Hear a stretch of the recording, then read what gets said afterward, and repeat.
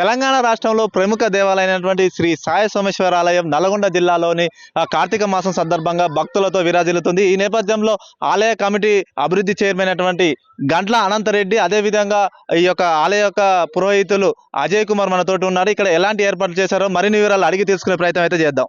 వేల సంవత్సరాల చరిత్ర కలిగినటువంటి ఈ యొక్క పానగలులో కొలువైన శివకేశవ నిలయము ఈ ఛాయా సోమేశ్వర స్వామి దేవస్థానము.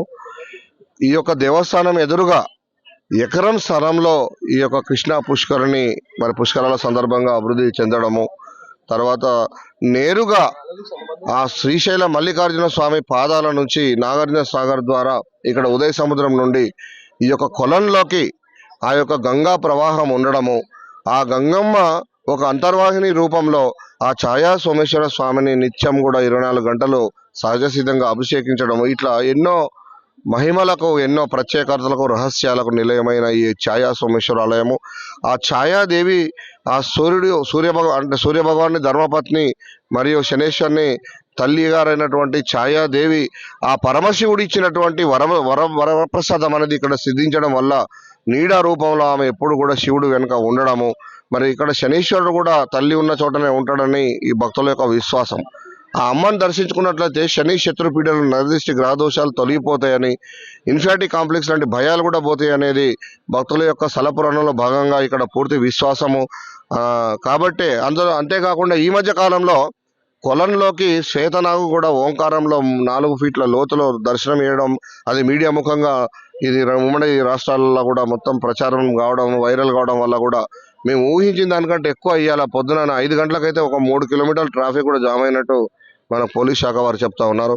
మరి మేము ఊహించిన దానికంటే కూడా భక్త మహాశయులు అధిక సంఖ్యలో రావడం వల్ల కొంత అసౌకర్యాన్ని కూడా గురైనట్టు, కొంచెం ఎక్కువసేపు లైన్లో నిలిచి ఉండాల్సిన పరిస్థితి కూడా మరి ఏర్పడ్డది. అయినా కూడా మన భక్తులు పూర్తి స్థాయిలో మాకు సహకరిస్తూ ఉన్నారు.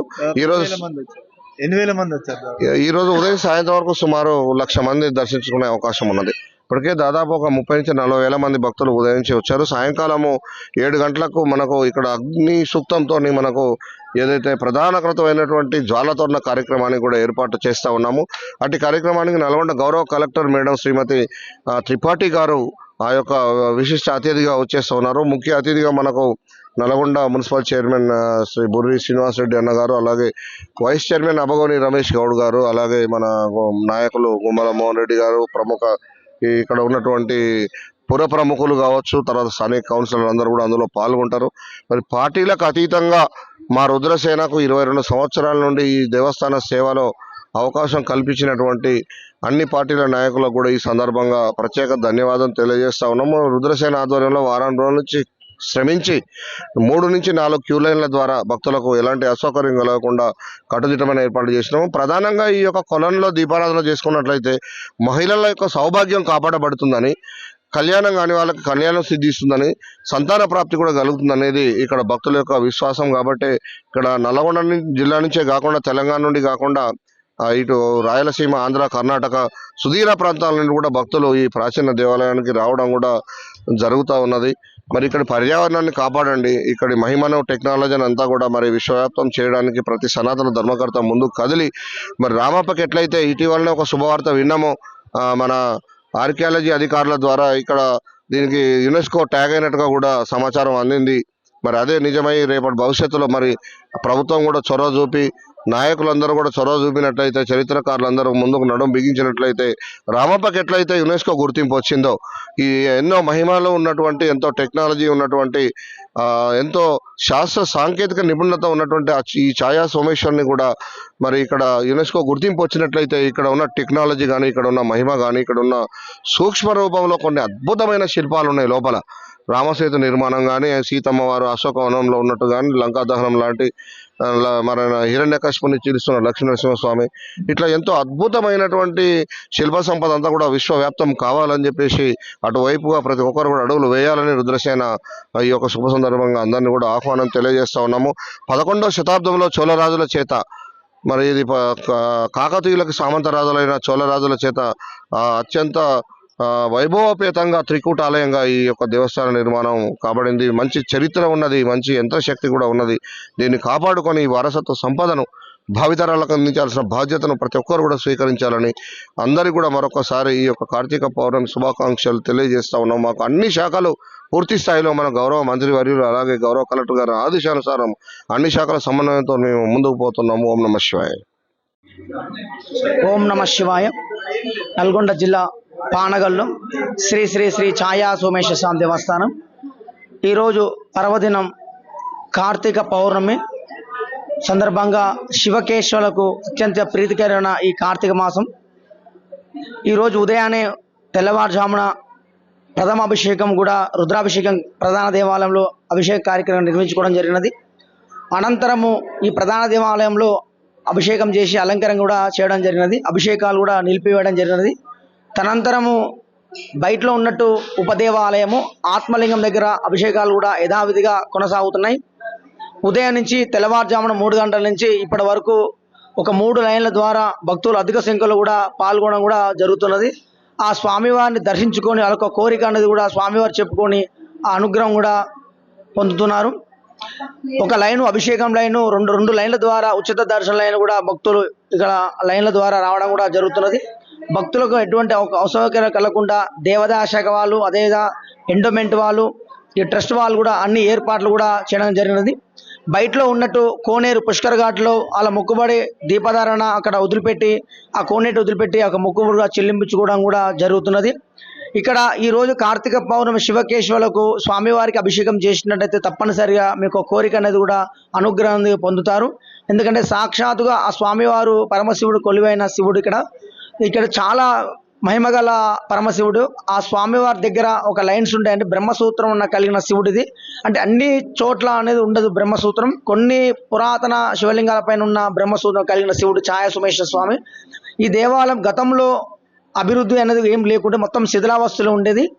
ఈ మధ్యకాలంలో ఒక ట్రస్ట్ వాళ్ళు అదేవిధంగా 2016లో కృష్ణ పుష్కర సందర్భంగా తెలంగాణ ప్రభుత్వం 2 కోట్ల నిధులతోటి ఈ దేవాలయం అభివృద్ధి చేయడం జరిగింది.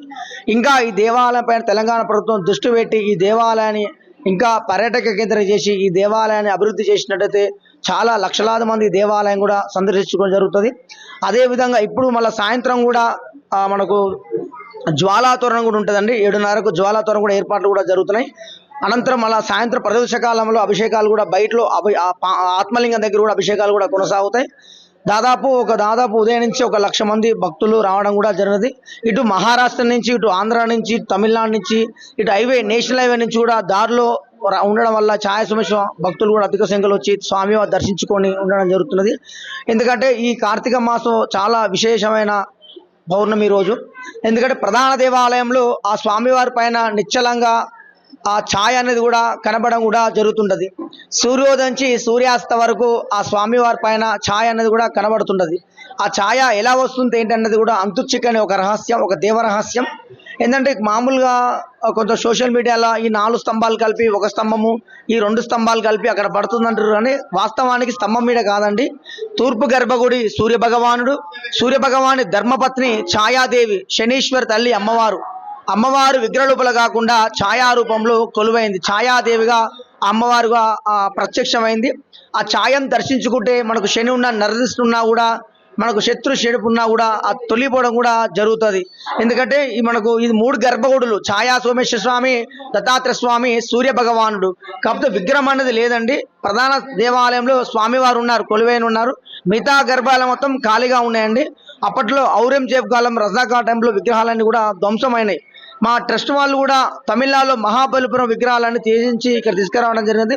ఎందుకంటే ఇక్కడ అనుమతి ఇవ్వట్లేదు, పురావస్తు శాఖ కిందకు ఉంది కాబట్టి ఇల్లు ఉన్న విగ్రహం తీయకూడదు, కొత్తది పెట్టడానికి కూడా అనుమతి ఇవ్వట్లేరు.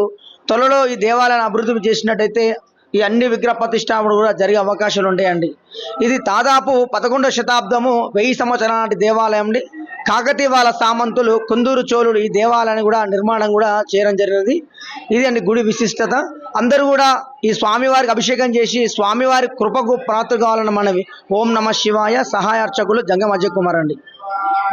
ఆ శివుడు పార్వతి ఆశీస్సులు అందరికీ ఎల్లవేళలా ఉండాలని కోరుకుంటూ ఈ కార్తీక పౌర్ణమి శుభ సందర్భంగా అందరూ ఆయురారోగ్యాలతో అష్టైశ్వర్యాలతో వర్ధిల్లాలని కోరుకుంటూ ధన్యవాదాలు. వాటికి అభివృద్ధి పరిచి ప్రజలకు అందుబాటులో ఎల్లవేళలా ఉంచాలని కోరుకుంటూ ధన్యవాదాలు. లోకల్ అన్నమాట. ఈ గుడి చాలా స్పెషల్ ఇక్కడ నల్గొండలో. అందరూ ఇక్కడికే చాలా బాగా వస్తుంటారు. సాయ సోమేశ్వరం అని ఇక్కడ చాలా ఫేమస్ అన్నమాట. ఎక్కడెక్కడి నుంచో కూడా వస్తూ ఉంటారు. ఈరోజు కార్తీక పౌర్ణమి కాబట్టి ఈరోజు చాలా ఎక్కువగా వస్తుంటారు. ఇంకా మార్నింగ్ అయితే చాలా మంది వస్తారు. ఇప్పుడు కొంచెం రష్ తగ్గింది, కానీ చాలా చాలా బాగుంటుంది ఇక్కడ జరిగితే. చాలా మంచి జరిగింది ఇక్కడ. మేము చాలా మొక్కుకొని ఉంటాము. తీరితే కానీ రాము కదా, చాలా మంచిగా అనిపిస్తుంది. చాలా ఎవ్రీ వీకెండ్ చాలా వస్తాము. మండే వస్తుంటాం అన్నమాట ఇక్కడికి. అభిషేకం జరుగుతుంది మండే చాలా మంచి అభిషేకాలు జరుగుతూ ఉంటాయి. మార్నింగ్ టు ఆఫ్టర్నూన్ వరకు జరుగుతూ ఉంటాయి. చాలా బాగా ప్రకృతి నీడ కనిపిస్తూ ఉంటది. ఆ నీడ అనేది అయ్యగారు వాళ్ళు ఎక్స్ప్లెయిన్ చేస్తారు మాకు. ఎవరైనా టూరిస్ట్ వాళ్ళు కూడా చాలా మంది వస్తూ ఉంటారు ఇక్కడికి. చాలా మంచిగా అనిపిస్తుంది. మంచి జరిగితేనే కదా అంతమంది వచ్చేది. చాలా మంచిగా అనిపిస్తుంది ఈ గుడికి రావడం వల్ల. మంచిగా ఉంటది, చాలా బాగుంటది ఇక్కడ. మార్నింగ్ ఇక్కడ షూటింగ్స్ కూడా జరుగుతూ ఉంటాయి అప్పుడప్పుడు. ఇక్కడ బతుకమ్మ చాలా మంచిగా చేస్తూ ఉంటారు. ఇంకా పెళ్ళికి వెడ్డింగ్స్ కి అటు ఇటు చాలా మంది వస్తూ ఉంటారు. మంచిగా జరుగుతూ ఉంటుంది. చాలా మంచి ప్లేస్ ఇక్కడ. పీస్ఫుల్ గా ఉంటుంది. వీ కెన్ ఎంజాయ్ అన్నమాట ఇక్కడ. అంటే ఏ డిస్టర్బెన్స్ ఉండకుండా మంచిగా పీస్ఫుల్ గా ఉంటాం అన్నమాట. గుడికి వచ్చేది అయితే పీస్ఫుల్ కోసమే కదా. చాలా మంచిగా అనిపిస్తుంది. మనసు ప్రశాంతంగా ఉంటుంది. మేము వీక్లీ ట్వైస్ వస్తాము. ప్రతి వీక్ వస్తూ ఉంటాము. మీకు ఇక్కడ అయ్యగారులు అందరూ మాకు పరిచయమే. అలా పురోహితుడు అజయ్, అదే విధంగా ఆలయ కమిటీ అభివృద్ధి చైర్మన్ అయినటువంటి గంట్ల అనంతరెడ్డి గారు చెప్తున్న ప్రకారం ఈ రోజు దాదాపు ఇప్పటి వరకు 40,000 మంది దర్శనం చేసుకున్నారు. అదేవిధంగా సాయంత్రం వరకు 1,00,000 మంది దాకా దర్శనం చేసుకునే అవకాశం ఉందని చెప్తున్నారు. ఈ రోజు సాయంత్రం జ్వాలాతోరణం అనేది ఉంటుంది అంటున్నారు. అదేవిధంగా దీనికి ముఖ్య అతిథిగా నల్గొండ జిల్లా కలెక్టర్ అయినటువంటి ఇలా త్రిపాఠి గారి అతిథిగా రాబోతున్నారు.